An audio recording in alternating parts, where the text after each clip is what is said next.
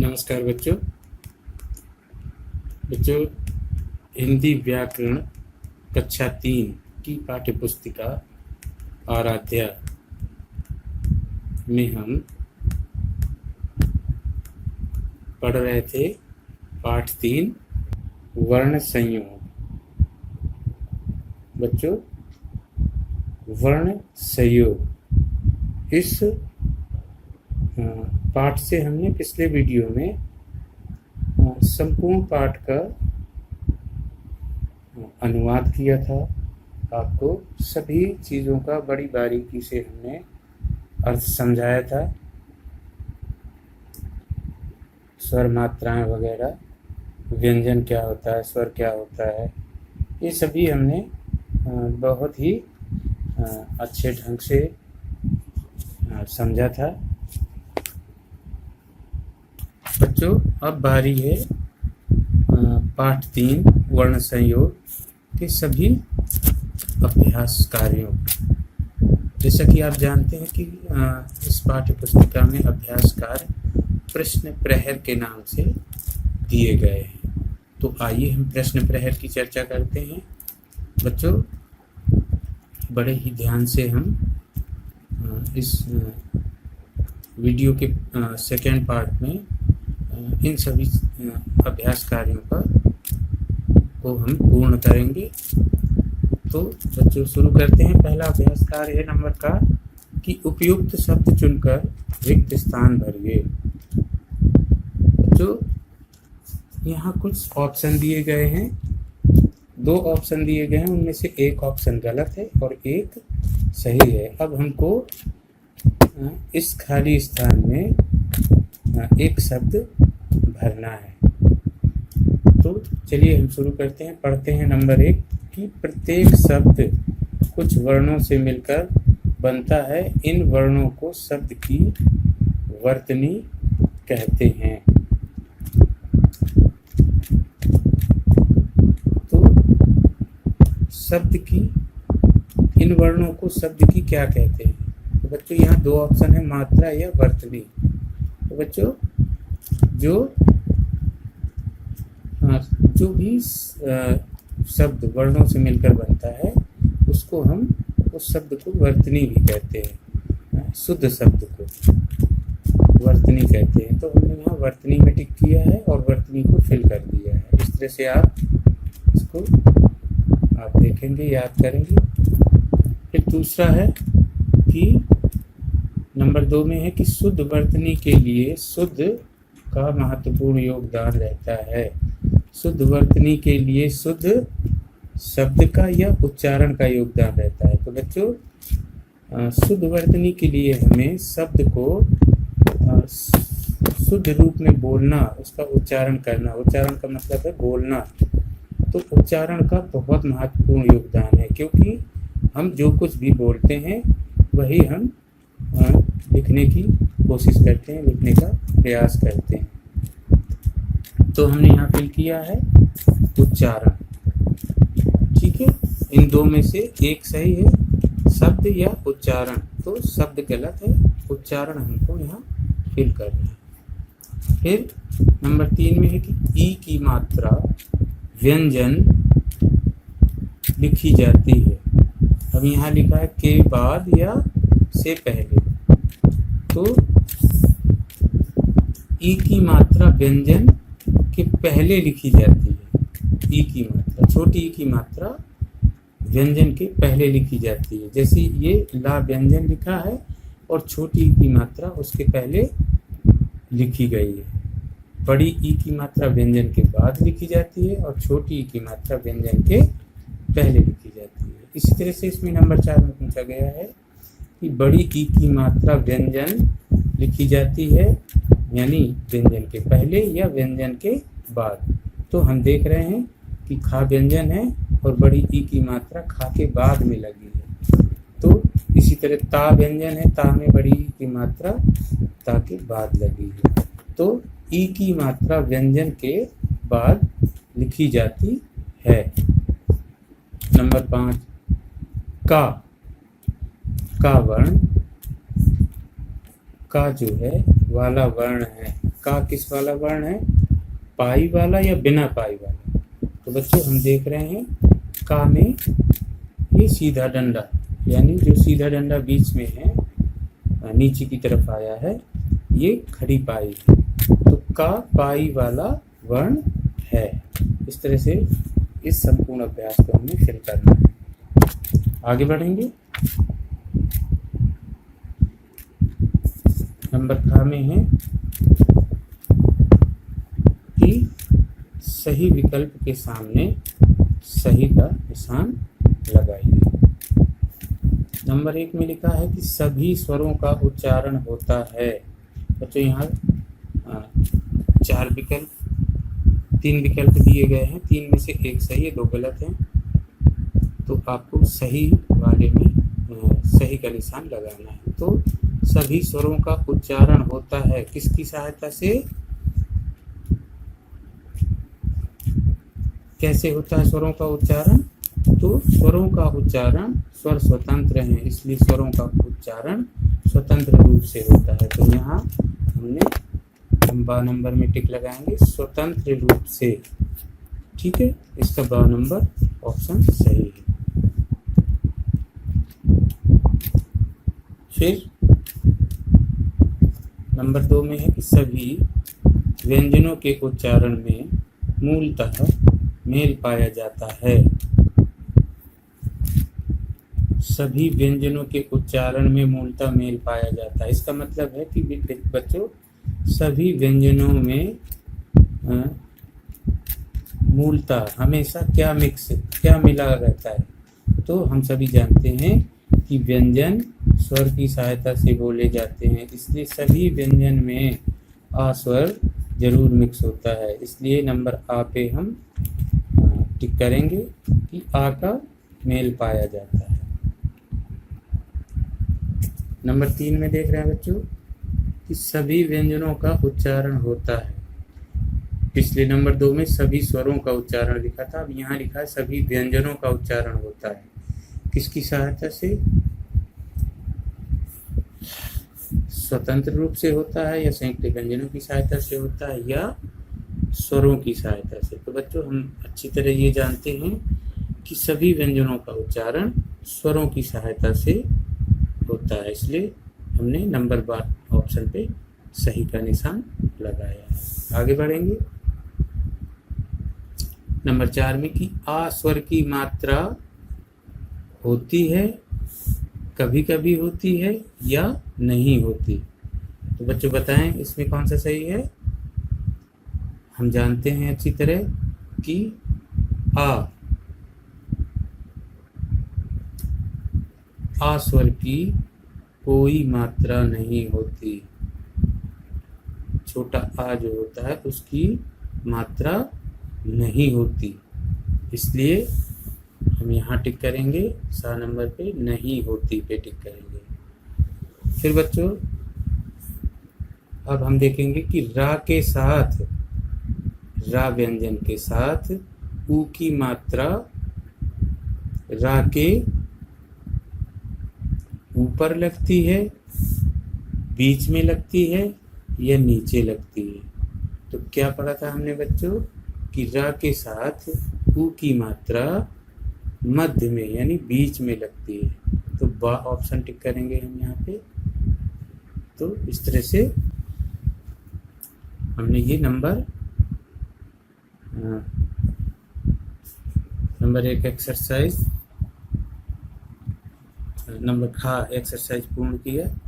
अब हम नंबर गा एक्सरसाइज की तरफ बढ़ेंगे कि अब इसमें लिखा है नंबर गा में कि निम्नलिखित नीचे लिखे शब्दों की वर्तनी को शुद्ध कीजिए।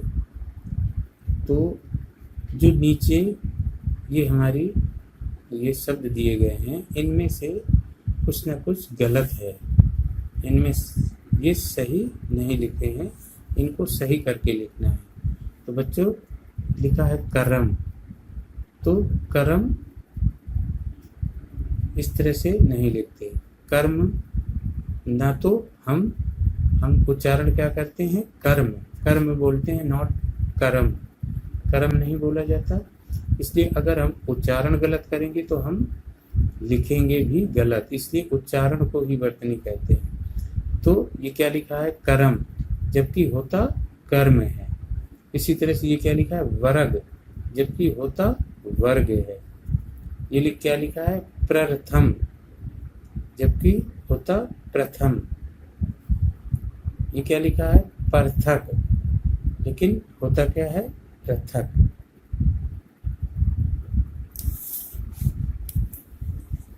आगे देखेंगे, ये लिखा है धर्म, जबकि होता है धर्म। ये क्या लिखा है, उच्चारण, जबकि होता क्या है, उच्चारण। ये क्या लिखा है, निर्वाह है, होता क्या है, निर्वाह। ये क्या लिखा है, रुपया। लेकिन बच्चों रा में हम जानते हैं कि रा में छोटे ऊ की मात्रा रा के बीच में लगती है इस तरह से, तो ये गलत है और लिखा ऐसे जाता है, रुपया। तो बच्चों ध्यान से देख लीजिए कौन से शब्द कैसे लिखे हैं और इनका उच्चारण कैसे करना है। बच्चों यदि आप धर्म कहेंगे तो आप इस तरह से लिखेंगे, जो कि गलत है। आपको उच्चारण करना क्या है, धर्म नहीं कहना, धर्म कहना है। उच्चारण नहीं कहना, उच्चारण का कहना है। निर्वाह नहीं कहना, निर्वाह कहना है। रुपया इस तरह से नहीं लिखना, रुपया कहें, इसको इस तरह से लिखना है। यही बात यहाँ है, कर्म का उच्चारण नहीं करना, कर्म कहना है। वर्ग नहीं कहना, वर्ग कहना है। प्रथम नहीं कहना, प्रथम कहना है। पृथक नहीं कहना, पृथक कहना है। इस तरह से ये हम यहाँ इनकी वर्तनी शुद्ध करेंगे। फिर आगे बढ़ेंगे नंबर घ पे, कि निम्नलिखित वर्णों को आधा लिखिए तथा उनके मेल से शब्द बनाइए। निम्नलिखित वर्णों को आधा लिखिए तथा उनके मेल से शब्द बनाइए। बच्चों जो भी वर्ण मीन्स अक्षर नीचे लिखे हैं, हमें पहले उनको आधा लिखना है। जैसे ना को यहाँ पर आधा ना लिखा है, फिर दोनों के मेल से एक शब्द बना है गन्ना, आधा ना और बड़ा ना, गन्ना। इसी तरह से हमें जा को आधा ऐसे लिखना है, जा आधा कैसे लिखा जाता है, ऐसे। और इसके मेल से शब्द बनेगा लज्जा, लज्जा। फिर घा, घा को कैसे लिखना है, ऐसे आधा लिखना है और शब्द लिखना है बग्घी। फिर का को ऐसे आधा लिखना है और का को ऐसे लिखना है क्यारी, या आप लिख सकते हैं कक्का या बक्का, है ना, ऐसे शब्द उसके मेल से। फिर आधा सा को ऐसे लिखना है, शब्द ऐसे बनाना है रस्सी, रस्सी। फिर आधा खा लिखना है तो उसके मेल से शब्द बनाना है तो रखा, रखा, ठीक। फिर हा को हम ऐसे आधा लिखते हैं, हल लगा करके, तो चिन्ह ऐसे लिखना है। फिर आधा पा ऐसे लिखना है, शब्द बनाना है टप्पा या ठप्पा। फिर बा ऐसे लिखना है तो लिख देना है डब्बू या डब्बा। फिर वाह ऐसे लिखना है तो उससे शब्द बनाना अव्वल। फिर नंबर 2 में देखिए, ये सीटी वाला सा है, इसको आधा हम ऐसे लिखते हैं और फिर लिखेंगे लस्सी। फिर ता को ऐसे आधा लिखेंगे, उससे बनाएंगे पत्ता। फिर ला को ऐसे आधा लिखेंगे, उससे बनाएंगे छल्ला। फिर ना को ऐसे लिखेंगे, बनाएंगे कृष्णा। फा को ऐसे लिखेंगे, लिखेंगे गफूर। दा को ऐसे आधा लिखेंगे, लिखेंगे गद्दा। गा को ऐसे आधा लिखेंगे, लिखेंगे जग्गू। भा को ऐसे लिखेंगे तो इसको अभी, अभी। छा को ऐसे तो कच्छा। चा को ऐसे आधा लिखेंगे तो कच्चा। इस तरह से बच्चों इनको हम इस अभ्यास कार्य का मतलब है कि आपको व्यंजनों को आधा कैसे लिखते हैं, ये जो है हमें जानकारी करना है इस अभ्यास कार्य के माध्यम से, और उनका उच्चारण कैसे करना है।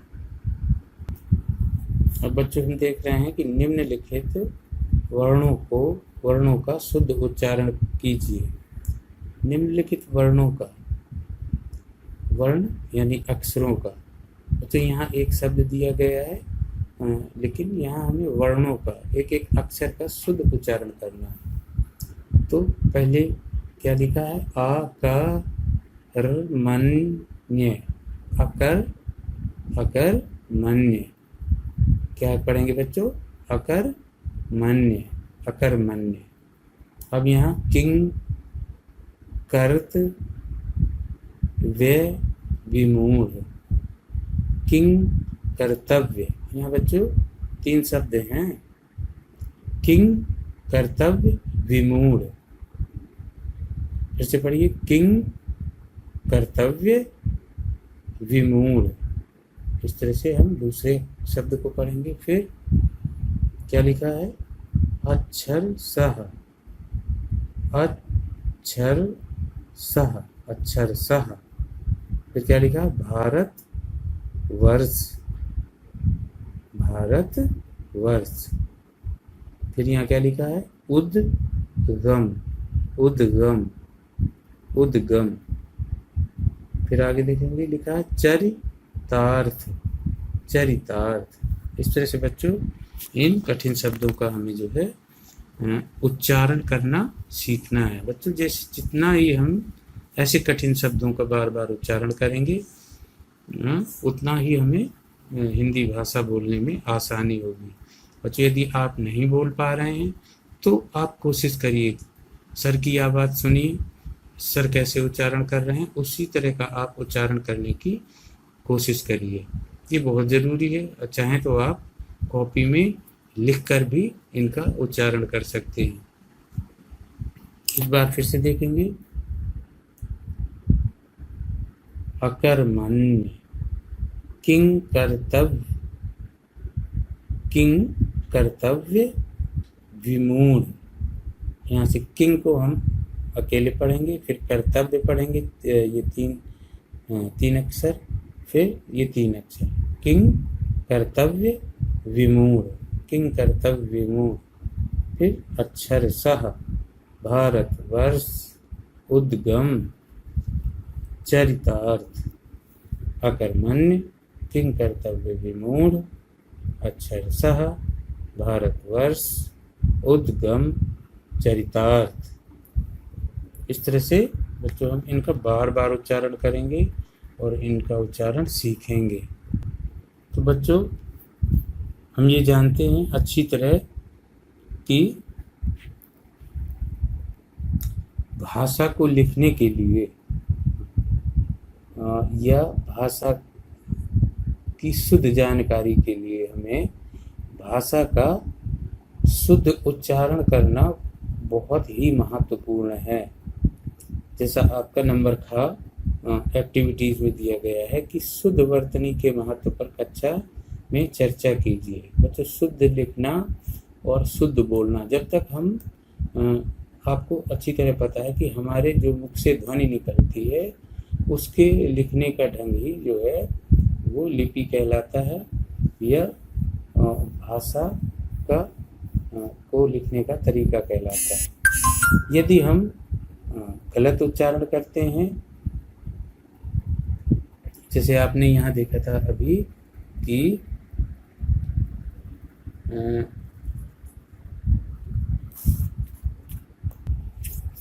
हमने यहाँ अभी पढ़ा था कि ये क्या लिखा है, करम।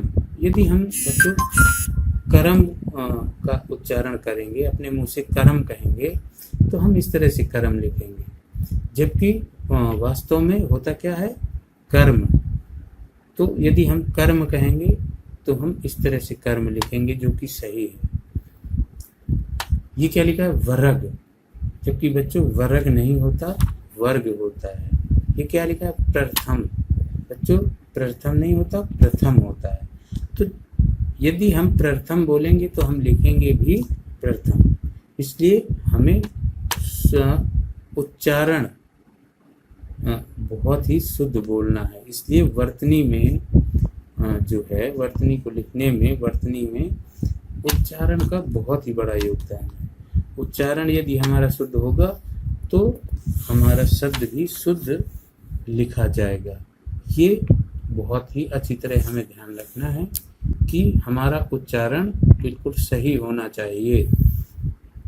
यदि उच्चारण हम सही कर रहे हैं तो लिखने में भी हमारी गलतियों की संभावना बहुत कम होगी। तो बच्चों, इस तरह से आज हमने ये सभी अभ्यास कार्य पूर्ण किए, अच्छी तरह समझा। कहीं आपको कोई प्रॉब्लम आती है तो स्कूल के व्हाट्सएप ग्रुप नंबर में आप हमसे कुछ और पूछ सकते हैं। जहाँ भी आपको कोई प्रॉब्लम या समस्या होती है तो आप व्हाट्सएप के माध्यम से आप हमसे संपर्क कर सकते हैं। तो बच्चों, पाठ 3 वर्ण संयोग, आज इस वीडियो के माध्यम से हम इस पाठ के समस्त अभ्यास कार्य, अनुवाद, रीडिंग एंड एक्सप्लेन सभी विषयों पर हमने विस्तृत चर्चा की, आपको अच्छी तरह समझाया और सभी अभ्यास कार्य आपको एक अभ्यास कार्य जो है वो हमने सरल रूप में समझाए। जो भी बच्चों कहीं आपको समझ में नहीं आया तो आप वीडियो को पॉज करके उसको लिखते जाएं और फिर उसको ध्यान से पढ़ें और अपने पेरेंट्स की मदद से उसको आप समझ भी सकते हैं कि सर क्या कह रहे हैं, क्या समझा रहे हैं। अगर कहीं आपको डाउट होता है, अगर फिर भी नहीं समझ में आता तो आप अपने स्कूल ग्रुप के नंबर, व्हाट्सएप नंबर पे आप मैसेज करके आप उससे पूछ सकते हैं कि आपको यहाँ समझ में नहीं आ रहा। डरने की बिल्कुल ज़रूरत नहीं है बच्चों। आप फ़ोन पे या व्हाट्सएप नंबर पे आप कुछ भी पूछें, कोई दिक्कत नहीं है। घबराने की बिल्कुल आवश्यकता नहीं। जहाँ समझ में नहीं आए आप जो है आप कांटेक्ट करिए, हम उसको आपको पूरी कोशिश करेंगे कि आपको और अच्छी तरह से उसको समझा सकें या बता सकें। तो बच्चों, बस आज के वीडियो में हम इतनी ही चर्चा करेंगे। अगले वीडियो में हम पाठ 4 जिसका नाम है शब्द विचार। शब्द क्या होते हैं बच्चों, शब्द कैसे होते हैं, शब्द की परिभाषा क्या होती है, भेद कितने होते हैं, इस विषय पर हम चर्चा करेंगे जब अगले वीडियो में हम पाठ 4 की शुरुआत करेंगे। बच्चों, अभी तक हमने पढ़ा वर्ण। बच्चों, वर्ण मीन्स अक्षर। आप ये अच्छी तरह जानते हैं कि अक्षर, मुख से निकली ध्वनि को हम अक्षर कहते हैं। अक्षर को मिलाकर हम शब्द बनाते हैं और शब्दों को मिला करके हम वाक्य का निर्माण करते हैं। तो ठीक है बच्चों, आज इस वीडियो में इतना ही। अगले वीडियो में हम इस नए पाठ को लेकर फिर हाजिर होंगे। इसका नाम है शब्द विचार। तब तक के लिए बच्चों नमस्कार।